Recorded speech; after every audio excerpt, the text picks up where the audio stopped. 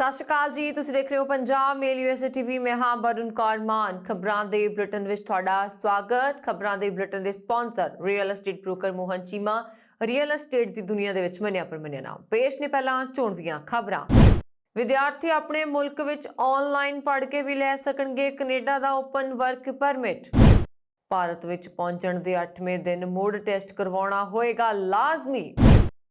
Omicron ਦੀ ਦਹਿਸ਼ਤ, 14 ਹੋਰ ਦੇਸ਼ਾਂ ਨੇ ਕੀਤੀ ਐਂਟਰੀ ਬੈਨ। ਕੈਨੇਡਾ 'ਚ ओमिक्रॉन ਦੀ ਦਸਤਕ, ਟਰੂਡੋ ਸਰਕਾਰ ਵਿਦੇਸ਼ੀ ਲੋਕਾਂ ਦੀ ਐਂਟਰੀ ਤੇ ਲਾ ਸਕਦੀ ਹੈ ਪਾਬੰਦੀ। ਸਰਬੱਤ ਦਾ ਭਲਾ ਟਰਸਟ ਵੱਲੋਂ ਪਟਿਆਲਾ ਵਿੱਚ ਸਥਾਪਿਤ ਨਵੇਂ ਆਕਸੀਜਨ ਪਲਾਂਟ ਦਾ ਉਦਘਾਟਨ। ओमिक्रॉन ਵੈਰੀਐਂਟ, ਇਜ਼ਰਾਈਲ ਨੇ ਵੀ ਸੀਲ ਕੀਤੀਆਂ ਆਪਣੀਆਂ ਸਰਹੱਦਾਂ। ਅਮਰੀਕਾ ਨੇ ਰੂਸ ਦੇ 27 ਡਿਪਲੋਮੈਟਾਂ ਨੂੰ ਦੇਸ਼ ਛੱਡਣ ਦਾ ਦਿੱਤਾ ਹੁਕਮ। ਤੇ ਹੁਣ ਇਹਨਾਂ ਖਬਰਾਂ ਦਾ ਵਿਸਤਾਰ।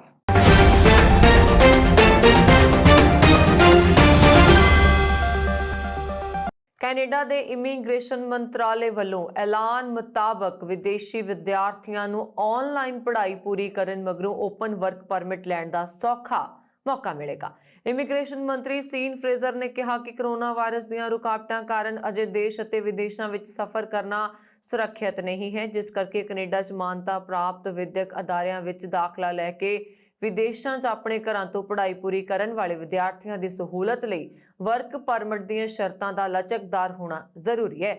ਉਹਨਾਂ ਨੇ ਆਖਿਆ ਕਿ ਇਮੀਗ੍ਰੇਸ਼ਨ ਅਧਿਕਾਰੀਆਂ ਵੱਲੋਂ ਸਟੱਡੀ ਪਰਮਿਟ ਦੀ ਅਰਜ਼ੀ ਸਵੀਕਾਰ ਕਰਨ ਮਗਰੋਂ ਆਨਲਾਈਨ ਪੜ੍ਹਾਈ ਕਰਕੇ 31 ਅਗਸਤ 2022 ਤੱਕ ਕੈਨੇਡਾ ਵਿੱਚ ਆ ਜਾਣ ਵਾਲੇ ਵਿਦਿਆਰਥੀ ਆਪਣਾ ਓਪਨ ਵਰਕ ਪਰਮਿਟ ਲੈਣ ਦੇ ਯੋਗ ਸਮਝੇ ਜਾਣਗੇ। ਹੁਣ ਤੱਕ ਇਹ ਸਮਾਂ ਸੀਮਾ 31 ਦਸੰਬਰ 2021 ਸੀ। ਹਾਲ ਹੀ ਵਿੱਚ ਨਿਯਮਾਂ ਵਿੱਚ ਕੀਤੀ ਇੱਕ ਵੱਖਰੀ ਸੋਧ ਮੁਤਾਬਕ ਕੈਨੇਡਾ ਦੇ ਓਪਨ ਵਰਕ ਪਰਮਿਟ ਲਈ ਯੋਗ ਨਾ ਹੋਣ ਵਾਲੇ ਵਿਦਿਆਰਥੀ ਆਪਣੇ ਪਤੀ ਜਾਂ ਪਤਨੀ ਨੂੰ ਕੈਨੇਡਾ ਵਿੱਚ ਵਰਕ ਪਰਮਿਟ ਉੱਪਰ ਨਹੀਂ ਬੁਲਾ ਸਕਦੇ। ਇਸੇ ਦੌਰਾਨ ਪਤਾ ਲੱਗਾ ਹੈ ਕਿ 2021 ਦਾ ਇਮੀਗ੍ਰੇਸ਼ਨ ਕੋਟਾ ਲਗਭਗ ਪੂਰਾ ਹੋ ਜਾਣ ਕਾਰਨ ਐਕਸਪ੍ਰੈਸ ਐਂਟਰੀ ਚੋਂ ਕੈਨੇਡੀਅਨ ਐਕਸਪੀਰੀਅੰਸ ਕਲਾਸ ਅਤੇ ਸਕਿਲਡ ਵਰਕਰਸ ਕੈਟਾਗਰੀ ਦੇ ਡਰਾ ਕੱਢਣ ਉੱਪਰ ਰੋਕ ਲਗਾ ਦਿੱਤੀ ਗਈ ਹੈ ਤੇ ਅਧਿਕਾਰੀਆਂ ਵੱਲੋਂ ਪਰਮਨੈਂਟ ਰੈਜ਼ੀਡੈਂਸੀ ਲਈ ਹੁਣ ਤੱਕ ਮਿਲ ਚੁੱਕੀਆਂ ਅਰਜ਼ੀਆਂ ਦਾ ਨਿਪਟਾਰਾ ਕਰਨ ਨੂੰ ਪਹਿਲ ਦਿੱਤੀ ਜਾ ਰਹੀ ਹੈ। 2022 ਦੇ ਸ਼ੁਰੂ ਵਿੱਚ ਹਰੇਕ ਦੂਸਰੇ ਹਫ਼ਤੇ ਡਰਾ ਨਿਕਲਣੇ ਦੁਬਾਰਾ ਸ਼ੁਰੂ ਹੋ ਜਾਣ ਦੀ ਸੰਭਾਵਨਾ ਵੀ ਹੈ। ਕੋਰੋਨਾ ਦੇ ਨਵੇਂ ਸਰੂਪ ओमिक्रॉन ਤੋਂ ਸੁਰੱਖਿਆ ਦੇ ਮੱਦੇਨਜ਼ਰ ਸਾਰੀ ਸੱਜਰੇ ਦਿਸ਼ਾ ਨਿਰਦੇਸ਼ਾਂ ਵਿੱਚ ਕੇਂਦਰੀ ਸਿਹਤ ਮੰਤਰਾਲੇ ਨੇ ਕੌਮਾਂਤਰੀ ਯਾਤਰੀਆਂ ਲਈ ਪਿਛਲੇ 14 ਦਿਨਾਂ ਦੀ ਯਾਤਰਾ ਹਿਸਟਰੀ ਸਾਂਝੀ ਕਰਨੀ ਲਾਜ਼ਮੀ ਕਰ ਦਿੱਤੀ ਹੈ। ਸਿਹਤ ਮੰਤਰਾਲੇ ਵੱਲੋਂ ਜਾਰੀ ਨਵੀਆਂ ਸੇਧਾਂ ਮੁਤਾਬਕ UK, ਦੱਖਣੀ ਅਫਰੀਕਾ, ਹਾਂਗਕਾਂਗ ਤੇ ਹੋਰਨਾਂ ਜ਼ੋਖਮ ਵਾਲੇ ਮੁਲਕਾਂ ਤੋਂ ਆਉਣ ਵਾਲੇ ਯਾਤਰੀਆਂ ਨੂੰ ਆਨਲਾਈਨ 에ਅਰ ਸੁਵਿਧਾ ਪੋਰਟਲ ਤੇ ਫਾਰਮ ਭਰ ਕੇ ਪਿਛਲੇ 14 ਦਿਨਾਂ ਦੀ ਯਾਤਰਾ ਹਿਸਟਰੀ ਵਿਖਾਉਣੀ ਹੋਏਗੀ। ਯਾਤਰਾ ਤੋਂ ਪਹਿਲਾਂ 72 ਘੰਟੇ ਪੁਰਾਣੀ RC-PCR ਨੈਗੇਟਿਵ ਰਿਪੋਰਟ ਵੀ ਨਾਲ ਟੈਗ ਕਰਨੀ ਹੋਏਗੀ।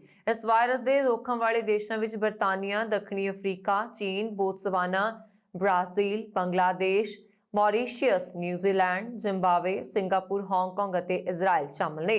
ਨਵੀਆਂ ਹਦਾਇਤਾਂ ਵਿੱਚ ਮੰਤਰਾਲੇ ਨੇ ਕਿਹਾ ਕਿ ਉਪਰੋਕਤ ਦੇਸ਼ਾਂ ਤੋਂ ਆਉਣ ਵਾਲੇ ਯਾਤਰੀਆਂ ਨੂੰ ਪਹੁੰਚਣ ਤੋਂ ਪਹਿਲਾਂ ਆਪਣਾ ਕੋਵਿਡ-19 ਦਾ ਸੈਂਪਲ ਜਮ੍ਹਾਂ ਕਰਵਾਉਣਾ ਹੋਏਗਾ।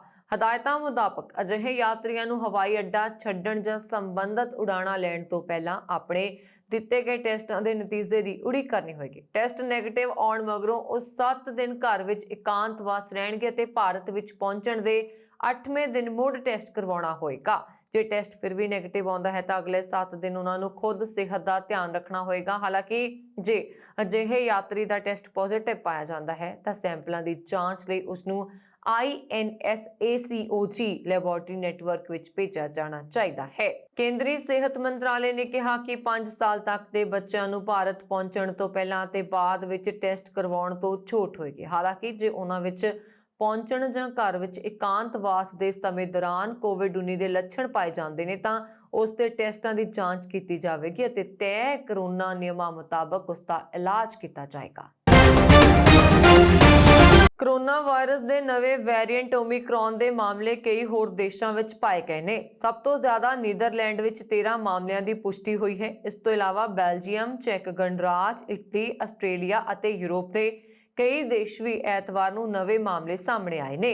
ओमिक्रॉन ਦੀ ਦਹਿਸ਼ਤ ਕਾਰਨ 14 ਹੋਰ ਦੇਸ਼ਾਂ Israel, Kuwait, New Zealand, Thailand, Indonesia, Singapore ਅਤੇ ਮਾਲਦੀਵ, ਬੰਗਲਾਦੇਸ਼, ਪਾਕਿਸਤਾਨ, ਚੈਕ ਗਣਰਾਜ, ਜਰਮਨੀ, ਇਟਲੀ, ਨੇਪਾਲ ਅਤੇ ਨੀਦਰਲੈਂਡ ਨੇ ਵਿਦੇਸ਼ੀ ਯਾਤਰੀਆਂ ਦੀ ਐਂਟਰੀ ਤੇ ਬੈਨ ਲਗਾ ਦਿੱਤਾ ਹੈ। ਓਮਿਕਰੋਨ ਕਾਰਨ ਇਜ਼ਰਾਈਲ ਨੇ ਸਾਰੇ ਵਿਦੇਸ਼ੀ ਯਾਤਰੀਆਂ ਦੀ ਆਵਾਜਾਈ ਤੇ ਰੋਕ ਲਗਾ ਦਿੱਤੀ ਹੈ ਅਤੇ ਅੰਤਰਰਾਸ਼ਟਰੀ ਸਰਹੱਦ ਵੀ ਸੀਲ ਕਰ ਦਿੱਤੀ ਹੈ। ਦੇਸ਼ ਵਿੱਚ ਓਮਿਕਰੋਨ ਵੈਰੀਐਂਟ ਤੋਂ ਪੀੜਤ ਪਹਿਲਾਂ ਮਰੀਜ਼ਾਂ ਮਿਲਿਆ ਸੀ। ਦ ਟਾਈਮਜ਼ ਆਫ ਇਜ਼ਰਾਈਲ ਦੇ ਮੁਤਾਬਕ ਸਰਕਾਰ ਨੇ ਫਿਲਹਾਲ 14 ਦਿਨ ਲਈ ਫੋਰਨ ਪੈਸੇਂਜਰਸ ਤੇ ਬੈਨ ਲਗਾਇਆ ਹੈ।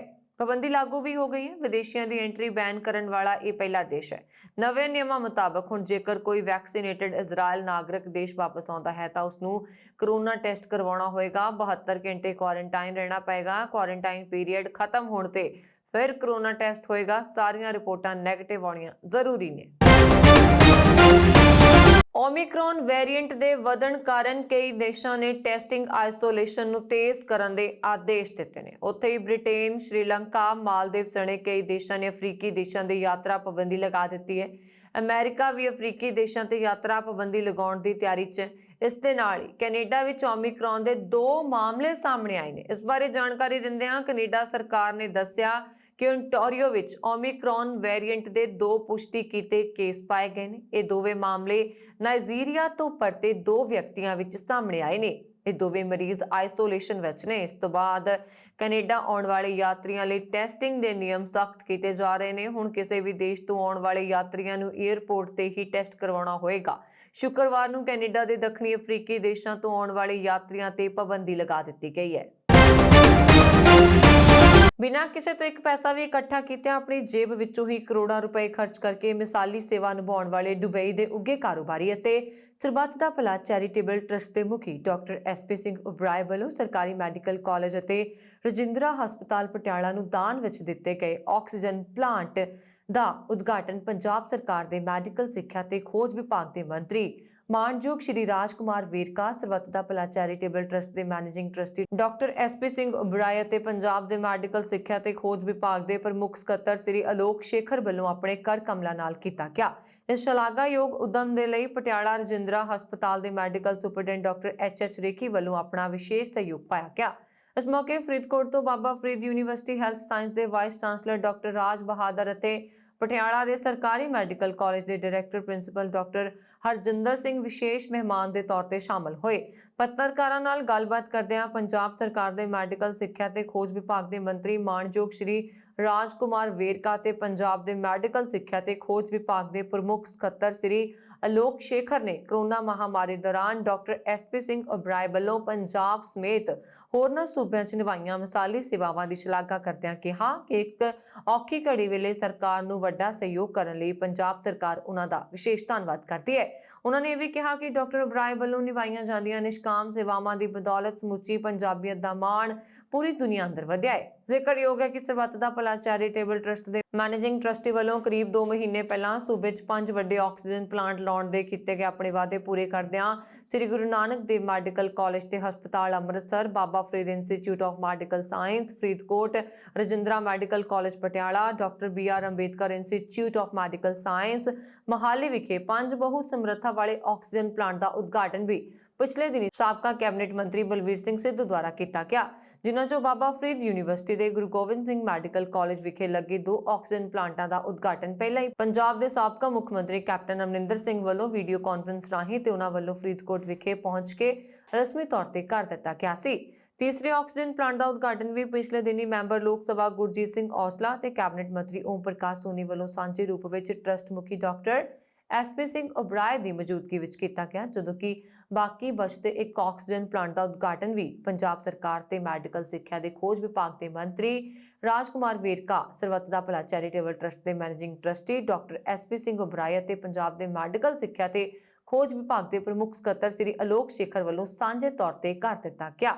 ਤੁਹਾਨੂੰ ਦੱਸ ਦਈਏ ਕਿ ਟਰਸਟ ਵੱਲੋਂ ਸਥਾਪਿਤ ਕੀਤਾ ਗਿਆ ਨਾਮਵਰ ਵਿਦੇਸ਼ੀ ਕੰਪਨੀ ਦਾ ਬਣਿਆ ਹਰੇਕ ਅਤ ਆਧੁਨਿਕ ਪਲਾਂਟ 1 ਮਿੰਟ ਵਿੱਚ 1000 ਲੀਟਰ ਆਕਸੀਜਨ ਪੈਦਾ ਕਰਨ ਦੀ ਸਮਰੱਥਾ ਰੱਖਦਾ ਹੈ। ਇਨ੍ਹਾਂ ਪਲਾਂਟਾਂ ਦੁਆਰਾ ਹਸਪਤਾਲ ਵਿੱਚ ਦਾਖਲ ਮਰੀਜ਼ਾਂ ਦੇ ਬੈੱਡਾਂ ਤੇ ਸਿੱਧੀ ਆਕਸੀਜਨ ਦੀ ਸਪਲਾਈ ਦਿੱਤੀ ਜਾਂਦੀ ਹੈ, ਪਰ ਉਹਨਾਂ ਵੱਲੋਂ ਇਹਨਾਂ ਸਾਰੇ ਪਲਾਂਟਾਂ ਤੇ ਵਿਸ਼ੇਸ਼ ਬੂਸਟਰ ਵੀ ਲਗਵਾਏ ਗਏ ਨੇ ਤਾਂ ਜੋ ਲੋੜ ਪੈਣ ਤੇ ਸਿਲੰਡਰ ਵੀ ਭਰੇ ਜਾ ਸਕਣ। ਇਹਨਾਂ 5 ਆਕਸੀਜਨ ਪਲਾਂਟਾਂ ਰਾਹੀਂ ਹਰ ਰੋਜ਼ 1500 ਸਿਲੰਡਰ ਭਰੇ ਜਾ ਸਕਦੇ ਨੇ। ਅੱਜ ਸਾਡੇ ਬਹੁਤ ਹੀ ਸਤਿਕਾਰਯੋਗ ਵੇਰਕਾ ਸਾਹਿਬ ਨੇ ਰਜਿੰਦਰਾ ਹਸਪੀਟਲ ਜਿੱਥੇ ਸਰਬੱਤ ਦੇ ਭਲਾ ਚੈਰੀਟੇਬਲ ਟਰਸਟ ਨੇ ਅੱਜ ਪਲਾਂਟ ਲਾਇਆ ਆਕਸੀਜਨ ਦਾ, ਅੱਜ ਉਹਦਾ ਉਦਘਾਟਨ ਕਰਕੇ ਤੇ ਪਬਲਿਕ ਨੂੰ ਸਾਰਾ ਸਮਰਪਿਤ ਹੋ ਗਈ। ਆਕਸੀਜਨ ਸ਼ੁਰੂ ਹੋ ਗਈ ਅੱਜ ਤੋਂ। ਸਰਬੱਤ ਦੇ ਭਲੇ ਨੇ ਇਸ ਚੀਜ਼ ਨੂੰ ਦੇਖਦੇ ਹੋਏ ਕਿ ਆਕਸੀਜਨ ਦੀ ਕਮੀ ਕਾਫੀ ਦਿੱਲੀ ਵਿੱਚ ਆਈ ਸੀ ਜਦੋਂ ਇਹ ਰੌਲਾ ਪੈ ਗਿਆ ਸੀ ਕਿ ਜਿਹੜੀ ਥਰਡ ਵੇਵ ਆ ਸਕਦੀ ਹੈ। ਇਸ ਚੀਜ਼ ਨੂੰ ਦੇਖਦੇ ਹੋਏ ਕਿ ਪੰਜਾਬ 'ਚ ਆਕਸੀਜਨ ਦੀ ਕਮੀ ਨਹੀਂ ਹੋਣੀ ਚਾਹੀਦੀ। ਟਰਸਟ ਨੇ ਫੈਸਲਾ ਕੀਤਾ ਕਿ 5 ਪਲਾਂਟ ਲਾਏ ਜਾਣਗੇ। ਸੋ ਉਹ ਅਸੀਂ 5 ਦੇ 5 ਪਲਾਂਟ ਜਿਹੜੇ ਆ ਮੈਡੀਕਲ ਕਾਲਜਸ ਦੇ ਵਿੱਚ, 2 ਅਸੀਂ ਫਰੀਦਕੋਟ ਲਾਤੇ, ਇੱਕ ਅੰਮ੍ਰਿਤਸਰ ਲੱਗਿਆ ਸੀ ਗੁਰੂ ਨਾਨਕ ਮੈਡੀਕਲ ਕਾਲਜ, ਇੱਕ ਮੋਹਾਲੀ ਲੱਗ ਚੁੱਕਾ ਤੇ ਅੱਜ ਜਿਹੜਾ 5ਵਾਂ ਪਲਾਂਟ ਸੀ ਇਹਦੀ ਅੱਜ ਇਨੋਗ੍ਰੇਸ਼ਨ ਜਿਹੜੀ ਹੋ ਚੁੱਕੀ ਹੈ। ਇਹ ਜਿੰਨੇ ਸਾਡੇ ਪਲਾਂਟ ਹੈਗੇ, ਇੱਕ ਪਲਾਂਟ ਦੀ ਜਿਹੜੀ ਕੈਪੈਸਿਟੀ ਹੈ 1000 ਲੀਟਰ ਪਰ ਮਿੰਟ ਹੈ। ਸੋ 5 ਪਲਾਂਟ ਲੱਗੇ, ਸੋ 5000 ਲੀਟਰ ਜਿਹੜੀ ਹੈ ਆਕਸੀਜਨ 1 ਮਿੰਟ 'ਚ ਪੈਦਾ ਹੋ ਰਹੀ ਹੈ। ਸੋ 3 ਲੱਖ ਜਿਹੜੀ ਹੈ 1 ਘੰਟੇ 'ਚ ਹੋ ਗਈ ਔਰ 72 ਲੱਖ ਜਿਹੜੀ ਸਾਡੀ ਆਕਸੀਜਨ ਹੈ 72 ਲੱਖ ਲੀਟਰ ਇਹ ਸਾਡੀ ਰੋਜ਼ ਦੀ ਜਿਹੜੀ ਪੈਦਾਵਾਰ ਹੋ ਰਹੀ ਹੈ। ਜਿਸ ਤਰ੍ਹਾਂ ਕਿ ਦੱਸਿਆ ਵੇਰਕਾ ਸਾਹਿਬ ਨੇ ਕਿ ਸਾਡੇ ਕੋਲ ਸਰਪਲਸ ਹੈ। ਸੋ ਮੈਂ ਬਿਲਕੁਲ ਐਗਰੀ ਹਾਂ ਦੇ ਨਾਲ ਕਿ ਬਹੁਤ ਫਾਇਦਾ ਆਕਸੀਜਨ ਦੀ ਕਮੀ ਦੇ ਨਾਲ, ਆਕਸੀਜਨ ਦੀ ਕਮੀ ਨਾਲ ਨਾ ਜਿਹੜਾ ਕੋਈ ਡੈਥ ਨਹੀਂ ਹੋਏਗੀ ਅੱਜ ਤੋਂ ਬਾਅਦ। ਇੰਨੀ ਕੁ ਸਾਡੇ ਕੋਲ ਆਕਸੀਜਨ ਹੈ ਕਿ ਜਿਹੜੀ ਅਸੀਂ ਪੰਜਾਬ ਵਾਸਤੇ, ਈਵਨ ਪੰਜਾਬ ਦੀਆਂ ਨਾਲ ਸਟੇਟਾਂ ਵਿੱਚ ਜਿਹੜੀ ਅਸੀਂ ਉੱਥੇ ਵੀ ਇਹ ਦੇ ਸਕਦੇ ਹਾਂ। ਇਹਦੇ 'ਚ ਇੱਕ ਹੋਰ ਮੈਂ ਗੱਲ ਐਡ ਕਰਨੀ ਚਾਹੁੰਦਾ ਕਿ ਇਹ ਜਿਹੜੇ ਲੱਗੇ ਆਕਸੀਜਨ ਪਲਾਂਟ ਸਾਡੇ, ਇਹ ਡਾਇਰੈਕਟ ਜਿਹੜੀ ਆਕਸੀਜਨ ਸਾਡੀ ਬੈੱਡ ਨੂੰ ਜਾ ਰਹੀ ਹੈ। ਨਾਲ ਦੀ ਨਾਲ ਅਸੀਂ ਇੱਕ ਬੂਸਟਰ ਵੀ ਨਾਲ ਲਵਾਏ ਨੇ। ਉਹ ਬੂਸਟਰ ਦਾ ਇਹ ਹੈ ਕਿ ਅਸੀਂ 2000 ਸਿਲੰਡਰ ਜਿਹੜਾ ਡੇਲੀ ਦਾ ਉਹ ਵੀ ਆਕਸੀਜਨ ਭਰ ਸਕਦੇ ਹਾਂ ਸਰਕਾਰ ਦੇ ਨਾਲ। ਜਿਹੜੇ ਜਿੱਥੇ ਕਿਉਂਕਿ ਮੈਂ ਆਪਣੇ ਪ੍ਰਾਈਵੇਟ ਜ਼ਮੀਨ 'ਚ ਨਹੀਂ ਲਾਏ, ਇਹ ਸਾਰੇ ਜਿਹੜੇ ਮੈਂ ਸਰਕਾਰ ਨੂੰ ਦਿੱਤੇ ਹੈ, ਸਰਕਾਰ ਦੀ ਪ੍ਰਾਪਰਟੀ ਹੈ ਇਹ। ਲੇਕਿਨ ਸਾਡਾ ਇਹ ਐਗਰੀਮੈਂਟ ਹੈ ਕਿ ਅਗਰ ਬਾਈ ਚਾਂਸ ਕੋਈ ਵੇਵ ਆਉਂਦੀ ਹੈ, ਲੋੜ ਪੈ ਜਾਂਦੀ ਹੈ ਐਮਰਜੈਂਸੀ, ਤੇ ਅਸੀਂ ਜਿਹੜੇ 2000 ਸਿਲੰਡਰ ਹੈ ਉਹ ਬਿਲਕੁਲ ਫ੍ਰੀ ਭਰਾਵਾਂਗੇ ਇਹਨਾਂ ਕੋਲੋਂ। ਉਹ ਫ੍ਰੀ ਭਰਨ ਤੋਂ ਬਾਅਦ ਜਿਹੜੀ ਫ੍ਰੀ ਡਿਸਟ੍ਰੀਬਿਊਸ਼ਨ ਅਸੀਂ ਘਰ ਘਰ ਪਹੁੰਚਾਵਾਂਗੇ। ਅਬਰਾਜ ਸਾਹਿਬ, ਇਸ ਤੋਂ ਇਲਾਵਾ ਵੈਂਟੀਲੇਟਰਸ ਦੀ ਵੀ ਕਮੀ ਆਈ ਹੈ ਕੋਰੋਨਾ ਕਾਲ ਦੇ ਵਿੱਚ, ਉਹਦੇ ਬਾਰੇ ਤੁਸੀਂ ਦੇਖੋ, ਜਿਸ ਚੀਜ਼ ਦੀ ਵੀ ਲੋੜ ਆਈ ਜਦੋਂ ਪਹਿਲੀ ਵੇਵ ਚੱਲੀ ਹੈ ਨਾ ਜੀ, ਉਹਦੇ ਵਿੱਚ ਵੈਂਟੀਲੇਟਰ ਦਿੱਤੇ ਗਏ, ਪੀਪੀ ਕਿੱਟਾਂ ਗਈਆਂ, N95 ਮਾਸਕ ਗਏ ਸਾਰੇ। ਤੇ ਇਹ ਜਿੰਨਾ ਸਮਾਨ ਸੀ ਸਾਰਾ ਅਸੀਂ ਡਿਸਟ੍ਰਿਕਟ ਵਾਈਜ਼ ਕਹਿ ਲਓ ਜਾਂ ਸਾਰੇ ਸਿਵਲ ਹਸਪੀਟਲ, ਈਵਨ PGI ਹੋ ਗਿਆ, ਤੁਹਾਡਾ ਰਜਿੰਦਰਾ ਹਸਪੀਟਲ ਹੋ ਗਿਆ, ਫਰੀਦਕੋਟ ਗੁਰੂ ਗੋਬਿੰਦ ਸਿੰਘ ਮੈਡੀਕਲ ਕਾਲਜ ਹੋ ਗਿਆ, ਜਾਂ ਤੁਹਾਡਾ ਅੰਮ੍ਰਿਤਸਰ ਹੋ ਗਿਆ, ਇਸ ਤੋਂ ਇਲਾਵਾ ਜੰਮੂ ਮੈਡੀਕਲ ਕਾਲਜ ਤੱਕ ਇਹ ਅਸੀਂ ਸਾਰੇ ਜਿਹੜੇ ਕਾਲਜ ਇਹ ਅਸੀਂ ਸਾਰਾ ਸਮਾਨ ਦਿੱਤਾ ਉੱਥੇ। ਪੁਲਿਸ ਪ੍ਰਸ਼ਾਸਨ ਨੂੰ ਸਾਰਾ ਸਮਾਨ ਦਿੱਤਾ, ਈਵਨ ਅਸੀਂ BSF ਨੂੰ ਦਿੱਤਾ, ਸਾਰੇ ਏਅਰਪੋਰਟਾਂ 'ਤੇ ਸਾਰਾ ਸਮਾਨ ਅਸੀਂ ਦਿੱਤਾ ਉੱਥੇ। ਸੈਕੰਡ ਵੇਵ ਦੇ ਵਿੱਚ ਕੀ ਹੋਇਆ ਸੀ, ਸੈਕੰਡ ਵੇਵ 'ਚ ਡੈਥ ਰੇਟ ਜਿਹੜਾ ਸੀ ਵੱਧ ਗਿਆ ਸੀ ਕਾਫੀ। ਉਸ ਵੇਲੇ ਸਾਨੂੰ ਜਿਹੜੇ ਸੀ ਆਕਸੀਜਨ ਕੰਸਨਟਰੇਟਰ ਦੀ ਲੋੜ ਪਈ, ਅਸੀਂ ਉਹ ਵੀ ਸਾਰੇ ਦਿੱਤੇ ਅਸੀਂ। ਇਸ ਤੋਂ ਇਲਾਵਾ ਕਿੰਨਾ ਖਰਚਾ ਹੈ ਸਾਰੇ ਇਕਵਿਪਮੈਂਟ ਤੇ, ਕਿੰਨਾ ਖਰਚਾ ਆਇਆ? ਇਹ ਜਿਹੜੇ ਪਲਾਂਟ ਹੈ ਤਕਰੀਬਨ ਸਾਡਾ ਤੇ 8 ਕਰੋੜ ਦਾ ਖਰਚਾ ਜਿਹੜਾ ਆਇਆ 5 ਪਲਾਂਟਾਂ ਦੇ ਉੱਤੇ। Thank you. ਪ੍ਰੋਜੈਕਟਾਂ ਦਾ ਅੱਜ ਉਦਘਾਟਨ ਕੀਤਾ ਜਾ ਰਿਹਾ ਹੈ। ਸਭ ਤੋਂ ਪਹਿਲੇ ਤੇ ਮੈਂ ਧੰਨਵਾਦ ਕਰਨਾ ਚਾਹੁੰਦਾ ਕਿ ਇਹ ਜਿਹੜਾ ਅੱਜ ਆਕਸੀਜਨ ਦਾ ਪਲਾਂਟ ਔਰ ਸਾਡੇ ਨਾਲ ਮੇਰੇ ਬੈਠੇ ਹੋਏ ਇੱਕ ਬਹੁਤ ਮਹਾਨ ਸ਼ਖਸੀਅਤ ਜਿਹੜੇ ਕਿਸੇ ਵੀ ਪਹਿਚਾਣ ਦੇ ਮੁਹਤਾਜ ਨੇ, ਔਰ ਇਹ ਜਿਹੜਾ 2 ਕਰੋੜ ਰੁਪਇਆ ਇਹ ਸਾਡੇ ਸਾਰੇ ਵਾਸਤੇ ਕੰਮ ਆਵੇ, ਪੰਜਾਬ ਦੇ ਵੱਖ-ਵੱਖ ਕਾਲਜਾਂ ਵਾਸਤੇ, ਯੂਨੀਵਰਸਿਟੀਆਂ ਵਾਸਤੇ, ਇਹ ਇਹਨਾਂ ਦੀ ਦੇਣ ਆ। ਔਰ ਇਹ ਸਾਰੇ ਪੰਜਾਬ ਦੇ ਵਿੱਚ ਸਾਡੇ ਵਾਸਤੇ ਇਹ ਕੰਮ ਕਰ ਰਹੇ ਹੈ। ਔਰ ਮੈਂ ਇੱਥੇ ਖਾਸ ਤੌਰ ਦੇ ਉੱਪਰ ਧੰਨਵਾਦ ਕਰਨ ਵਾਸਤੇ ਆਇਆ। ਔਰ ਦੂਸਰੀ ਗੱਲ ਮੈਂ ਕਹਿਣਾ ਚਾਹੁੰਦਾ ਕਿ ਸਾਡੇ ਮਾਨਯੋਗ ਸਾਬਕਾ ਮੰਤਰੀ ਸਾਧੂ ਸਿੰਘ ਧਰਮਸੋਤ ਜੀ, ਸਾਡੀ ਪਾਰਟੀ ਦੇ ਸਾਰੇ ਸੀਨੀਅਰ ਲੀਡਰ ਮਾਨ ਸਾਹਿਬ ਔਰ ਸਾਰੇ ਸਾਥੀ ਅੱਜ ਇੱਥੇ ਉਪਸਥਿਤ। ਅੱਜ ਜਿੱਥੇ ਪਾਰਕਿੰਗ ਦਾ ਉਦਘਾਟਨ ਕਰਨ ਜਾ ਰਹੇ ਹਾਂ, ਉੱਥੇ ਅਸੀਂ ਇਹ ਪ੍ਰੋਜੈਕਟ ਦਾ ਉਦਘਾਟਨ ਕਰਨ ਜਾ ਰਹੇ ਹਾਂ ਮੈਂ, ਔਰ ਇੰਸਟੀਚਿਊਟ ਬਿਲਡਿੰਗ ਜਿਹੜੀ ਹੈ ਉਸ ਦਾ ਉਦਘਾਟਨ ਹੋਣਾ ਹੈ, ਔਰ ਜਿਹੜੀ ਲੈਬ ਹੈ ਉਹਦਾ ਵੀ ਉਦਘਾਟਨ ਹੋਣਾ ਹੈ। ਇਹ ਸਾਰੇ 3-4 ਪ੍ਰੋਜੈਕਟਾਂ ਦਾ ਅੱਜ ਉਦਘਾਟਨ ਕਰਨ ਵਾਸਤੇ ਆਇਆ, ਔਰ ਅੱਜ ਤੋਂ ਬਾਅਦ ਇਹ ਲੋਕਾਂ ਨੂੰ ਸਮਰਪਿਤ ਹੋ ਜਾਣਗੇ। ਸੇਵੀਅਰ ਸਿੰਘ ਦੇ ਨਾਮ ਨਾਲ ਜਾਣੇ ਜਾਂਦੇ ਡਾਕਟਰ SP ਸਿੰਘ ਘੁਬਰਾਏ, ਜਿਨ੍ਹਾਂ ਨੇ ਕਿਸੇ ਤੋਂ ਵੀ ਇੱਕ ਪੈਸਾ ਬਿਨਾਂ ਲਏ ਇੱਕ ਆਪਣੀ ਜੇਬ ਵਿੱਚੋਂ ਕਰੋੜਾਂ ਰੁਪਏ ਖਰਚ ਕਰਕੇ ਮਿਸਾਲੀ ਸੇਵਾਵਾਂ ਨਿਭਾਉਣ ਵਾਲੇ ਦੁਬਈ ਦੇ ਉੱਘੇ ਕਾਰੋਬਾਰੀ ਨੇ, ਜੋ ਕਿ ਹਮੇਸ਼ਾ ਗਰੀਬ, ਬੇਸਹਾਰਾ ਅਤੇ ਦੁਖੀ ਲੋਕਾਂ ਲਈ ਅੱਗੇ ਹੋ ਕੇ ਮਦਦ ਕਰਦੇ ਨੇ। ਇਸੇ ਤਰ੍ਹਾਂ ਨੂਰਪੁਰ ਵੇਦੀ ਵਿਖੇ ਇੱਕ ਸਵਰਗੀ ਨਿਹੰਗ ਮੰਗਲ ਸਿੰਘ ਦੇ ਪਰਿਵਾਰ ਦਾ ਪਤਾ ਡਾਕਟਰ SP ਸਿੰਘ ਘੁਬਰਾਏ ਜੀ ਨੂੰ ਸੋਸ਼ਲ ਮੀਡੀਆ ਰਾਹੀਂ ਪਤਾ ਲੱਗਿਆ ਕਿ ਨਿਹੰਗ ਮੰਗਲ ਸਿੰਘ ਦੀ ਮੌਤ ਹੋ ਚੁੱਕੀ ਹੈ ਤੇ ਉਹ ਆਪਣੇ ਪਿੱਛੇ ਆਪਣੀ ਧਰਮ ਪਤਨੀ ਦਲਜੀਤ ਕੌਰ ਅਤੇ 5 ਬੱਚੇ ਛੱਡ ਕੇ ਚਲੇ ਗਏ ਨੇ।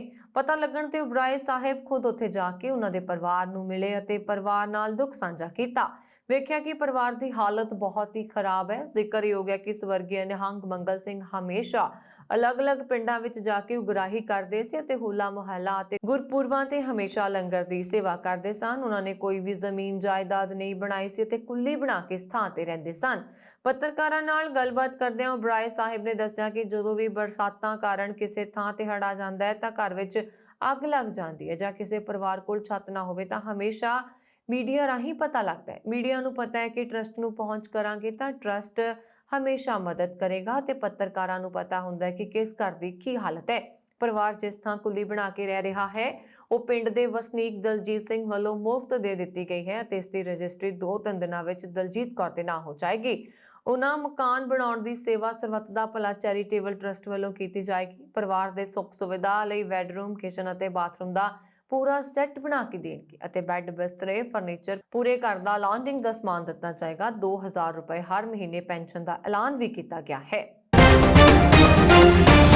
ਇਜ਼ਰਾਈਲ ਨੇ ਵੀ ਆਪਣੀਆਂ ਸਰਹੱਦਾਂ ਨੂੰ ਪੂਰੀ ਤਰ੍ਹਾਂ ਬੰਦ ਕਰ ਲਿਆ ਹੈ। ਹੁਣ ਦੇਸ਼ ਵਿੱਚ ਕਿਸੇ ਵੀ ਵਿਦੇਸ਼ੀ ਨਾਗਰਿਕ ਨੂੰ ਐਂਟਰੀ ਨਹੀਂ ਮਿਲ ਸਕੇਗੀ। ਇਸ ਤੋਂ ਬਾਅਦ ਇਜ਼ਰਾਈਲ ਅਜਿਹਾ ਪਹਿਲਾ ਦੇਸ਼ ਬਣ ਗਿਆ ਹੈ ਜਿਸ ਨੇ ਕੋਰੋਨਾ ਦੇ ਨਵੇਂ ਓਮਿਕਰੌਨ ਵੈਰੀਐਂਟ ਦੇ ਸਾਹਮਣੇ ਇੱਕ ਕਦਮ ਚੁੱਕਿਆ। ਇਜ਼ਰਾਈਲ ਦਾ ਕਹਿਣਾ ਹੈ ਕਿ ਉਹ ਓਮਿਕਰੌਨ ਵੈਰੀਐਂਟ ਦੇ ਵਾਇਰਸ ਨੂੰ ਰੋਕਣ ਦੇ ਲਈ ਅੱਤਵਾਦ ਵਿਰੋਧੀ ਫੋਨ ਟਰੈਕਿੰਗ ਤਕਨੀਕ ਦੀ ਵਰਤੋਂ ਕਰੇਗਾ। ਇਜ਼ਰਾਈਲ ਦੇ ਪ੍ਰਧਾਨ ਮੰਤਰੀ ਨੇ ਬਿਆਨ ਵਿੱਚ ਦੱਸਿਆ ਕਿ ਦੇਸ਼ ਵਿੱਚ ਵਿਦੇਸ਼ੀ ਯਾਤਰੀਆਂ ਦੇ ਆਉਣ ਤੇ 14 ਦਿਨ ਤੱਕ ਪਾਬੰਦੀ ਜਾਰੀ ਰਹੇਗੀ। ਇਸ ਸਮੇਂ ਵਿੱਚ ਭਿਆਨਕ ਕੋਰੋਨਾ ਦੇ ਨਵੇਂ ਵੈਰੀਐਂਟ ਅਤੇ ਇਸ ਵਿੱਚ ਹੋਣ ਵਾਲੇ ਮਿਊਟੇਸ਼ਨ ਦਾ ਅਧਿਐਨ ਕਰਨਗੇ। ਉਮੀਦ ਹੈ ਕਿ ਚੀਜ਼ਾਂ ਹੋਰ ਸਾਫ਼ ਹੋ ਜਾਣਗੀਆਂ ਤੇ ਇਸ ਦੇ ਸੰਭਾਵਿਤ ਖਤਰੇ ਦੇ ਬਾਰੇ ਵਿੱਚ ਪਤਾ ਚੱਲ ਸਕੇਗਾ ਤੇ ਨਾਲ ਹੀ ਇਹ ਪਤਾ ਚੱਲ ਸਕੇਗਾ ਕਿ ਕੋਰੋਨਾ ਵੈਕਸੀਨ ਇਸ ਨਵੇਂ ਵੈਰੀਐਂਟ ਤੇ ਕਿੰਨੀ ਅਸਰਦਾਰ ਹੈ। ਉਹਨਾਂ ਨੇ ਦੱਸਿਆ ਕਿ 14 ਦਿਨਾਂ ਦੀ ਪਾਬੰਦੀ ਐਤਵਾਰ ਰਾਤ ਤੋਂ ਲਾਗੂ ਹੋ ਗਈ ਹੈ। ਓਮਿਕਰੌਨ ਵੈਰੀਐਂਟ ਦੱਖਣੀ ਅਫਰੀਕਾ ਤੋਂ ਸ਼ੁਰੂ ਹੋ ਕੇ 10 ਦੇਸ਼ਾਂ ਵਿੱਚ ਫੈਲ ਚੁੱਕਾ ਹੈ। ਇਸ ਵਾਇਰਸ ਨਾਲ ਸੰਕਰਮਿਤ ਹੋਣ ਵਾਲੇ ਦੇਸ਼ਾਂ ਵਿੱਚ ਇਜ਼ਰਾਈਲ ਵੀ ਸ਼ਾਮਲ ਹੈ। ਇਹੀ ਕਾਰਨ ਹੈ ਕਿ ਦੇਸ਼ ਨੇ ਆਪਣੀਆਂ ਸਰਹੱਦਾਂ ਨੂੰ ਵਿਦੇਸ਼ੀ ਯਾਤਰੀਆਂ ਦੇ ਲਈ ਬੰਦ ਕਰ ਦਿੱਤਾ ਹੈ। ਅਮਰੀਕਾ ਨੇ ਰੂਸ ਦੇ 27 ਡਿਪਲੋਮੈਟਾਂ ਨੂੰ ਦੇਸ਼ ਛੱਡਣ ਦਾ ਆਦੇਸ਼ ਦਿੱਤਾ ਹੈ। ਇਸ ਆਦੇਸ਼ ਨੂੰ ਦੋਵੇਂ ਦੇਸ਼ਾਂ ਦੇ ਵਿਗੜਦੇ ਸੰਬੰਧਾਂ ਨੂੰ ਇੱਕ ਹੋਰ ਸੰਕੇਤ ਮੰਨਿਆ ਜਾ ਰਿਹਾ। ਸਾਲ 2016 ਤੋਂ ਦੋਵੇਂ ਦੇਸ਼ਾਂ ਦੇ ਸੰਬੰਧ ਲਗਾਤਾਰ ਵਿਗੜ ਰਹੇ ਨੇ। ਰੂਸ ਦੇ ਰਾਜਦੂਤ ਅਲਾਤੋਲੀ ਨੇ ਦੱਸਿਆ ਕਿ ਡਿਪਲੋਮੈਟਾਂ ਨੂੰ 30 ਜਨਵਰੀ ਤੱਕ ਆਪਣੇ ਪਰਿਵਾਰ ਦੇ ਨਾਲ ਅਮਰੀਕਾ ਛੱਡਣਾ ਹੋਏਗਾ। ਉਹਨਾਂ ਨੇ ਦੱਸਿਆ ਕਿ ਰੂਸੀ ਦੂਤਘਰ ਪਹਿਲਾਂ ਹੀ ਸਟਾਫ ਦੀ ਕਮੀ ਨਾਲ ਜੂਝ ਰਿਹਾ ਹੈ। ਇੱਕ ਰੂਸੀ YouTube ਚੈਨਲ ਨੂੰ ਦਿੱਤੇ ਇੰਟਰਵਿਊ ਵਿੱਚ ਉਹਨਾਂ ਨੇ ਦੱਸਿਆ ਕਿ ਇਸ ਤੋਂ ਪਹਿਲਾਂ 100 ਡਿਪਲੋਮੈਟਾਂ ਨੂੰ ਪਰਿਵਾਰ ਸਣੇ ਅਮਰੀਕਾ ਛੱਡਣ ਦੇ ਲਈ ਕਿਹਾ ਗਿਆ ਸੀ। ਰੂਸੀ ਵਿਦੇਸ਼ ਮੰਤਰਾਲੇ ਦੀ ਅਧਿਕਾਰੀ ਮਾਰੀਆ ਦੇ ਅਨੁਸਾਰ ਅਕਤੂਬਰ 29 ਤੱਕ ਸਿਰਫ 200 ਡਿਪਲੋਮੈਟ ਬਚੇ ਹਨ। ਇਹਨਾਂ ਵਿੱਚ ਸੰਯੁਕਤ ਰਾਸ਼ਟਰ ਦੇ ਲਈ ਰੂਸੀ ਮਿਸ਼ਨ ਸਟਾਫ ਵੀ ਸ਼ਾਮਲ ਹੈ। ਰਾਸ਼ਟਰਪਤੀ ਜੋ ਬਾਈਡਨ ਨੇ ਪਿਛਲੇ ਮਹੀਨੇ ਦੱਸਿਆ ਸੀ ਕਿ ਅਮਰੀਕਾ ਦੇ ਰੂਸ ਵਿੱਚ ਮੌਜੂਦ ਮਿਸ਼ਨ ਵਿੱਚ ਮੈਂਬਰਾਂ ਦੀ ਗਿਣਤੀ 2017 ਵਿੱਚ 1200 ਸੀ, ਜੋ ਅਕਤੂਬਰ 2021 ਤੱਕ ਘਟ ਕੇ 120 ਰਹਿ ਗਈ ਹੈ। ਉਹਨਾਂ ਨੇ ਇਸ ਦਾ ਕਾਰਨ ਰੂਸ ਦੀਆਂ ਪਾਬੰਦੀਆਂ ਨੂੰ ਦੱਸਿਆ। ਅਮਰੀਕਾ ਨੂੰ ਇੱਥੇ ਦੂਤਘਰ ਚਲਾਉਣਾ ਮੁਸ਼ਕਿਲ ਹੁੰਦਾ ਜਾ ਰਿਹਾ ਹੈ। ਪਾਕਿਸਤਾਨ ਦੇ ਇੱਕ ਗੁਰਦੁਆਰਾ ਸਾਹਿਬ ਵਿੱਚ ਸ਼ਰਾਰਤੀ ਅਨਸਰਾਂ ਵੱਲੋਂ ਸ਼ੁੱਕਰਵਾਰ ਦੀ ਸ਼ਾਮ ਨੂੰ ਸ੍ਰੀ ਗੁਰੂ ਗ੍ਰੰਥ ਸਾਹਿਬ ਜੀ ਦੇ ਪਾਵਨ ਸਰੂਪ ਦੀ ਬੇਅਦਬੀ ਕੀਤੇ ਜਾਣ ਅਤੇ ਗੁਰੂ ਘਰ ਦੀ ਗੋਲਕ ਦੀ ਭੰਨ-ਤੋੜ ਕਰਕੇ ਚੋਰੀ ਕਰਨ ਦੀ ਖਬਰ ਸਾਹਮਣੇ ਆਈ ਹੈ। ਕਰਾਚੀ ਦੇ ਸਿੱਖ ਵਕੀਲ ਹੀਰਾ ਸਿੰਘ ਨੇ ਚੈਨਲ ਨੂੰ ਟੈਲੀਫੋਨ ਤੇ ਦੱਸਿਆ ਕਿ ਬੇਅਦਬੀ ਦੀ ਇਹ ਘਟਨਾ ਸਿੰਧੂ ਸੂਬੇ ਵਿੱਚ ਘੋਸਪੁਰ ਸ਼ਹਿਰ ਨੇੜੇ ਗੁਰਦੁਆਰਾ ਸ੍ਰੀ ਗੁਰੂ ਹਰਕ੍ਰਿਸ਼ਨ ਜੀ ਧਿਆਏ ਵਿਖੇ ਵਾਪਰੀ ਹੈ। ਹੀਰਾ ਸਿੰਘ ਮੌਜੂਦਾ ਸਮੇਂ ਅਮਰੀਕਾ ਦੌਰੇ ਤੇ ਨੇ। ਉਹਨਾਂ ਨੇ ਕਿਹਾ ਕਿ ਨਫ਼ਰਤ ਕਰਨ ਵਾਲਿਆਂ ਨੇ ਪਵਿੱਤਰ ਗ੍ਰੰਥ ਦੇ ਪੰਨੇ ਪਾੜ ਦਿੱਤੇ ਨੇ ਤੇ ਗੋਲਕ ਵਿੱਚੋਂ ਭੇਟਾ ਚੋਰੀ ਕਰ ਲਈ ਹੈ। ਇਹ ਘਟਨਾ ਵਾਪਰੀ ਹੈ ਜਿੱਥੇ ਉੱਥੇ ਲਗਭਗ 7000 ਸਿੱਖ ਹਿੰਦੂ ਰਹਿੰਦੇ ਨੇ ਤੇ ਉਹਨਾਂ ਵਿੱਚ ਡਰ ਦਾ ਮਾਹੌਲ ਹੈ। ਵਕੀਲ ਹੀਰਾ ਸਿੰਘ ਨੇ ਇਹ ਵੀ ਕਿਹਾ ਕਿ ਬਦਕਿਸਮਤੀ ਨਾਲ ਪੁਲਿਸ ਨੇ FIR ਵੀ ਦਰਜ ਨਹੀਂ ਕੀਤੀ ਹੈ। ਉਹਨਾਂ ਨੇ ਕਿਹਾ ਕਿ ਇਸ ਘਟਨਾ ਤੋਂ ਬਾਅਦ ਘੋਸਪੁਰ ਦੇ ਸਿੱਖਾਂ ਨੇ ਸ਼ਨੀਵਾਰ ਨੂੰ ਗੁਰਦੁਆਰਾ ਸਾਹਿਬ ਨੇੜੇ ਧਰਨਾ ਦਿੱਤਾ ਅਤੇ ਸ੍ਰੀ ਗੁਰੂ ਗ੍ਰੰਥ ਸਾਹਿਬ ਜੀ ਦੀ ਬੇਅਦਬੀ ਕਰਨ ਵਾਲਿਆਂ ਖਿਲਾਫ ਕਾਰਵਾਈ ਦੀ ਮੰਗ ਕੀਤੀ ਹੈ। ਉਹਨਾਂ ਨੇ ਦਾਅਵਾ ਕੀਤਾ ਹੈ ਕਿ ਇਸ ਘਟਨਾ ਤੋਂ ਬਾਅਦ ਸਥਾਨਕ ਸਿੱਖ ਅਤੇ ਹਿੰਦੂ ਡਰੇ ਹੋਏ ਨੇ ਅਤੇ ਆਪਣੇ ਪਰਿਵਾਰਾਂ ਅਤੇ ਧਾਰਮਿਕ ਸਥਾਨਾਂ ਦੀ ਸੁਰੱਖਿਆ ਨੂੰ ਲੈ ਕੇ ਚਿੰਤਤ ਨੇ। ਕੈਨੇਡਾ ਦੇ ਸਰੀ ਸ਼ਹਿਰ ਵਿੱਚ ਪੰਜਾਬੀ ਨੌਜਵਾਨ ਮੁੰਡੇ ਕੁੜੀਆਂ ਨੇ ਭਾਰਤੀ ਕਿਸਾਨਾਂ ਦੇ ਹੱਕ ਵਿੱਚ ਰੈਲੀ ਕੱਢਦੇ ਹੋਏ ਜ਼ੋਰਦਾਰ ਪ੍ਰਦਰਸ਼ਨ ਕੀਤਾ। ਉਹਨਾਂ ਨੇ ਕਿਹਾ ਕਿ ਬੇਸ਼ੱਕ ਪ੍ਰਧਾਨ ਮੰਤਰੀ ਨਰਿੰਦਰ ਮੋਦੀ ਨੇ 3 ਖੇਤੀ ਕਾਨੂੰਨ ਵਾਪਸ ਲੈਣ ਦਾ ਐਲਾਨ ਕਰ ਦਿੱਤਾ ਹੈ, ਪਰ ਜਦੋਂ ਤੱਕ ਇਹ ਤਿੰਨੇ ਕਾਲੇ ਕਾਨੂੰਨ ਸੰਸਦ ਵਿੱਚ ਰੱਦ ਨਹੀਂ ਹੁੰਦੇ ਉਦੋਂ ਤੱਕ ਉਹ ਇਹਨਾਂ ਵਿਰੁੱਧ ਰੈਲੀ ਕੱਢਦੇ ਰਹਿਣਗੇ। ਇਹਨਾਂ ਨੌਜਵਾਨਾਂ ਨੇ ਕਿਸਾਨ ਸਲੀਪ ਆਊਟ ਨਾਂ ਦੀ ਜਥੇਬੰਦੀ ਬਣਾਈ ਹੋਈ ਹੈ, ਜਿਹੜੀ ਕਿ ਮੋਦੀ ਸਰਕਾਰ ਵੱਲੋਂ 2020 ਵਿੱਚ ਲਿਆਂਦੇ ਗਏ 3 ਖੇਤੀ ਕਾਨੂੰਨਾਂ ਵਿਰੁੱਧ ਸਰੀ ਦੇ ਲੋਅਰ ਮੈਨਲੈਂਡ ਵਿੱਚ ਬੀਤੇ ਫਰਵਰੀ ਮਹੀਨੇ ਤੋਂ ਹਰ ਮਹੀਨੇ ਪ੍ਰਦਰਸ਼ਨ ਕਰਦੀ ਆ ਰਹੀ ਹੈ। ਬੀਤੇ ਦਿਨ ਵੀ ਇਸ ਜਥੇਬੰਦੀ ਨੇ ਸਰੀ ਦੇ ਸਕਾਟ ਰੋਡ ਅਤੇ 72 ਐਵਨਿਊ ਦੇ ਚੌਰਾਹੇ ਤੇ ਰੈਲੀ ਕੱਢੀ ਅਤੇ ਪ੍ਰਦਰਸ਼ਨ ਕੀਤਾ। ਕੋਰੋਨਾ ਦੇ ਨਵੇਂ ਵੈਰੀਐਂਟ ਓਮਿਕਰੌਨ ਦੀ ਦਹਿਸ਼ਤ ਹੁਣ ਮੱਧ ਪ੍ਰਦੇਸ਼ ਵਿੱਚ ਵੀ ਹੈ। ਅਫਰੀਕੀ ਦੇਸ਼ ਬੋਤਸਵਾਨਾ ਤੋਂ ਜਬਲਪੁਰ ਆਈ ਇੱਕ ਔਰਤ ਦੇ ਕਾਰਨ ਭੋਪਾਲ ਤੋਂ ਦਿੱਲੀ ਤੱਕ ਭਾਜੜਾਂ ਪੈ ਗਈਆਂ। ਇਹ ਮਹਿਲਾ 18 ਨਵੰਬਰ ਨੂੰ ਦਿੱਲੀ ਏਅਰਪੋਰਟ ਤੋਂ ਏਅਰ ਇੰਡੀਆ ਦੀ ਫਲਾਈਟ ਰਾਹੀਂ ਜਬਲਪੁਰ ਆਈ ਸੀ, ਪਰ ਹੁਣ ਤੱਕ ਉਸ ਦਾ ਪਤਾ ਨਹੀਂ ਚੱਲ ਸਕਿਆ। ਸਿਹਤ ਵਿਭਾਗ ਅਤੇ ਪ੍ਰਸ਼ਾਸਨ ਦੇ ਅਧਿਕਾਰੀ ਮਹਿਲਾ ਦੀ ਭਾਲ ਵਿੱਚ ਲੱਗੇ ਹੋਏ ਨੇ। ਏਅਰ ਇੰਡੀਆ ਨੇ ਸੋਮਵਾਰ ਤੱਕ ਜਾਣਕਾਰੀ ਸ਼ੇਅਰ ਕਰਨ ਦੀ ਗੱਲ ਕਹੀ ਹੈ। ਪ੍ਰਸ਼ਾਸਨ ਨੇ ਮਹਿਲਾ ਦੀ ਭਾਲ ਦੇ ਲਈ ਹੈਲਪਲਾਈਨ ਨੰਬਰ ਵੀ ਜਾਰੀ ਕੀਤਾ ਹੈ। ਇਸ ਸਮੇਂ ਦੁਨੀਆ ਭਰ ਵਿੱਚ ਓਮਿਕਰੌਨ ਕਾਰਨ ਚਿੰਤਾ ਵੱਧ ਗਈ ਹੈ। ਇਹ ਡੈਲਟਾ ਵੇਰੀਐਂਟ ਤੋਂ 7 ਗੁਣਾ ਤੇਜ਼ੀ ਨਾਲ ਫੈਲ ਰਿਹਾ ਹੈ। ਸਾਊਥ ਅਫਰੀਕਾ ਸਣੇ ਕਈ ਦੇਸ਼ਾਂ ਵਿੱਚ ਇਸ ਵੇਰੀਐਂਟ ਦੇ ਮਰੀਜ਼ ਮਿਲ ਚੁੱਕੇ ਨੇ। ਇਹੀ ਕਾਰਨ ਹੈ ਕਿ ਵਿਦੇਸ਼ਾਂ ਤੋਂ ਆਉਣ ਵਾਲੇ ਹਰ ਯਾਤਰੀ ਦੀ ਮੋਨੀਟਰਿੰਗ ਅਤੇ ਕੰਟੈਕਟ ਟ੍ਰੇਸਿੰਗ ਕਰਕੇ ਸੈਂਪਲ ਲਏ ਜਾ ਰਹੇ ਨੇ। ਐਤਵਾਰ ਨੂੰ ਜਬਲਪੁਰ ਪ੍ਰਸ਼ਾਸਨ ਨੂੰ ਪਤਾ ਚੱਲਿਆ ਕਿ 18 ਨਵੰਬਰ ਨੂੰ ਸਾਊਥ ਅਫਰੀਕਾ ਦੇ ਬੋਤਸਵਾਨਾ ਦੀ ਮਹਿਲਾ ਜਬਲਪੁਰ ਪਹੁੰਚੀ ਹੈ। ਉਸ ਦੀ ਭਾਲ ਵਿੱਚ ਸਿਹਤ ਵਿਭਾਗ ਨੇ ਸ਼ਹਿਰ ਦੇ ਸਾਰੇ ਹੋਟਲਾਂ ਅਤੇ ਗੈਸਟ ਹਾਊਸ ਛਾਣੇ ਮਾਰੇ, ਲੇਕਿਨ ਉਸ ਦਾ ਪਤਾ ਨਹੀਂ ਚੱਲਿਆ। ਦੱਖਣੀ ਅਫਰੀਕਾ ਤੋਂ ਮਹਾਰਾਸ਼ਟਰ ਦੇ ਠਾਣੇ ਜ਼ਿਲ੍ਹੇ ਤੇ ਡੋਂਬੀਵਾਲੀ ਪਰਤੇ ਇੱਕ ਵਿਅਕਤੀ ਦਾ ਕੋਰੋਨਾ ਟੈਸਟ ਪੋਜ਼ਿਟਿਵ ਪਾਇਆ ਗਿਆ ਹੈ। ਕਲਿਆਣ ਡੋਂਬੀਵਾਲੀ ਮਿਊਨਿਸਪਲ ਕਾਰਪੋਰੇਸ਼ਨ ਦੇ ਇੱਕ ਅਧਿਕਾਰੀ ਨੇ ਕਿਹਾ ਕਿ ਇਸ ਗੱਲ ਦੀ ਪੁਸ਼ਟੀ ਨਹੀਂ ਹੋਈ ਹੈ ਕਿ ਮਰੀਜ਼ ਕੋਰੋਨਾ ਵਾਇਰਸ ਦੇ ਓਮਿਕਰੌਨ ਵੇਰੀਐਂਟ ਨਾਲ ਇਨਫੈਕਟਡ ਹੈ, ਜਿਸ ਨੂੰ WHO ਦੁਆਰਾ ਚਿੰਤਾ ਦਾ ਇੱਕ ਰੂਪ ਘੋਸ਼ਿਤ ਕੀਤਾ ਗਿਆ ਹੈ। ਫਿਲਹਾਲ ਉਸ ਦੇ ਸੈਂਪਲ ਜੀਨੋਮ ਸੀਕੁਐਂਸਿੰਗ ਲਈ ਭੇਜੇ ਗਏ ਨੇ। ਅਧਿਕਾਰੀ ਨੇ ਦੱਸਿਆ ਕਿ ਇਹ ਵਿਅਕਤੀ 24 ਨਵੰਬਰ ਨੂੰ ਕੇਪ ਟਾਊਨ ਤੋਂ ਡੋਂਬੀਵਾਲੀ ਪਰਤਿਆ ਸੀ। ਉਸ ਦੀ ਕੋਰੋਨਾ ਰਿਪੋਰਟ ਪੋਜ਼ਿਟਿਵ ਆਈ ਹੈ। KDMC ਦੀ ਮੈਡੀਕਲ ਅਫਸਰ ਡਾਕਟਰ ਪ੍ਰਤਿਭਾ ਪਾਟਿਲ ਨੇ ਦੱਸਿਆ ਕਿ ਵਿਅਕਤੀ ਦੱਖਣੀ ਅਫਰੀਕਾ ਤੋਂ ਵਾਪਸ ਆਉਣ ਤੋਂ ਬਾਅਦ ਕਿਸੇ ਦੇ ਸੰਪਰਕ ਵਿੱਚ ਨਹੀਂ ਆਇਆ। ਹਾਲਾਂਕਿ ਉਹ ਦੱਖਣੀ ਅਫਰੀਕਾ ਤੋਂ ਪਹਿਲਾਂ ਦਿੱਲੀ ਆਇਆ ਸੀ, ਫਿਰ ਠਾਣੇ ਪਹੁੰਚਿਆ। ਪਾਟਿਲ ਨੇ ਕਿਹਾ ਕਿ ਇਨਫੈਕਟਡ ਪਾਏ ਗਏ ਵਿਅਕਤੀ ਨੇ ਦੱਖਣੀ ਅਫਰੀਕਾ ਤੋਂ ਦਿੱਲੀ ਅਤੇ ਦਿੱਲੀ ਤੋਂ ਬੰਬਈ ਦੀ ਯਾਤਰਾ ਕੀਤੀ ਸੀ। ਉਸਦੇ ਭਰਾ ਦੀ ਰਿਪੋਰਟ ਨੈਗੇਟਿਵ ਆਈ ਹੈ। ਪਰਿਵਾਰ ਦੇ ਬਾਕੀ ਮੈਂਬਰਾਂ ਦਾ ਅੱਜ ਟੈਸਟ ਕੀਤਾ ਜਾਏਗਾ। ਇਸ ਦੌਰਾਨ ਮਹਾਰਾਸ਼ਟਰ ਦੇ ਮੁੱਖ ਮੰਤਰੀ ਉਧਵ ਠਾਕਰੇ ਨੇ ਐਤਵਾਰ ਨੂੰ ਦੱਖਣੀ ਅਫਰੀਕਾ ਵਿੱਚ ਪਾਏ ਗਏ ਨਵੇਂ ਰੂਪਾਂ ਦੇ ਮੱਦੇਨਜ਼ਰ ਲੋਕਾਂ ਨੂੰ ਕੋਰੋਨਾ ਵਾਇਰਸ ਦੀ ਅਣਦੇਖੀ ਨਾ ਕਰਨ ਲਈ ਕਿਹਾ। ਉਹਨਾਂ ਨੇ ਕਿਹਾ ਕਿ ਸੂਬਾ ਇੱਕ ਹੋਰ ਤਾਲਾਬੰਦੀ ਬਰਦਾਸ਼ਤ ਨਹੀਂ ਕਰ ਸਕਦਾ। ਇਸ ਤੋਂ ਬਚਣ ਲਈ ਕੋਰੋਨਾ ਨਾਲ ਸੰਬੰਧਿਤ ਸਾਰੇ ਉਪਾਵਾਂ ਦੀ ਪਾਲਣਾ ਕਰਨੀ ਚਾਹੀਦੀ ਹੈ। ਬਰਤਾਨੀਆ 'ਚ ਵੈਨ ਤੂਫਾਨ ਨੇ ਕਹਿਰ ਮਚਾਇਆ ਹੋਇਆ ਹੈ।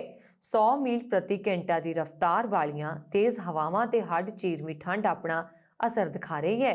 ਇਮਾਰਤਾਂ ਦੇ ਨੁਕਸਾਨੇ ਜਾਣ ਦੀਆਂ ਮੰਦਭਾਗੀਆਂ ਖਬਰਾਂ ਆ ਰਹੀਆਂ ਨੇ। ਉੱਤਰੀ ਆਇਰਲੈਂਡ ਵਿੱਚ ਇੱਕ ਹੈੱਡ ਟੀਚਰ ਦੀ ਕਾਰ ਉੱਪਰ ਦਰਖਤ ਡਿੱਗਣ ਕਾਰਨ ਮੌਤ ਹੋਣ ਦੀ ਖਬਰ ਹੈ। ਇਸੇ ਤਰ੍ਹਾਂ ਹੀ ਕੰਬਰੀਆ ਖੇਤਰ 'ਚ ਵੀ ਲੈਨਕਾਸਟਰ ਦੇ ਇੱਕ ਵਿਅਕਤੀ ਦੀ ਵੀ ਦਰਖਤ ਦੀ ਲਪੇਟ ਵਿੱਚ ਆਉਣ ਕਾਰਨ ਜਾਨ ਚਲੀ ਗਈ ਹੈ। ਤੀਜੇ ਵਿਅਕਤੀ ਦੀ ਮੌਤ ਐਬਨਸ਼ਾਨ 'ਚ ਹੋਈ ਹੈ, ਜਿੱਥੇ ਉਸਦੀ ਕਾਰ ਦਰਖਤ ਨਾਲ ਟਕਰਾ ਗਈ ਸੀ। ਇਸ ਤੂਫਾਨ ਨਾਲ ਦੇਸ਼ ਭਰ ਵਿੱਚ ਬਿਜਲੀ ਸਪਲਾਈ ਵੀ ਵੱਡੇ ਪੱਧਰ ਤੇ ਪ੍ਰਭਾਵਿਤ ਹੋਈ ਹੈ। ਇਕੱਲੇ ਸਕਾਟਲੈਂਡ ਦੇ ਐਬਰਡੀਨਸ਼ਾਇਰ, ਐਗਾਂਸ, ਪਰਥਸ਼ਾਇਰ ਤੇ ਮੌਰੇ ਕੋਸਟ ਦੇ ਲਗਭਗ 80,000 ਘਰ ਬਿਜਲੀ ਤੋਂ ਸਖਣੇ ਹੋਏ ਦੱਸੇ ਜਾਂਦੇ ਨੇ। ਵੇਲਜ਼ ਵਿੱਚ ਲਗਭਗ 13,000 ਘਰਾਂ ਦੀ ਬਿਜਲੀ ਸਪਲਾਈ ਪ੍ਰਭਾਵਿਤ ਹੋਣ ਦੀ ਖਬਰ ਹੈ। ਮੌਸਮ ਵਿਭਾਗ ਨੇ ਆਮ ਲੋਕਾਂ ਨੂੰ ਲੰਬੇ ਤੇ ਬੇਲੋੜੇ ਸਫ਼ਰ ਨਾ ਕਰਨ ਦੀ ਤਾਕੀਦ ਕੀਤੀ ਹੈ।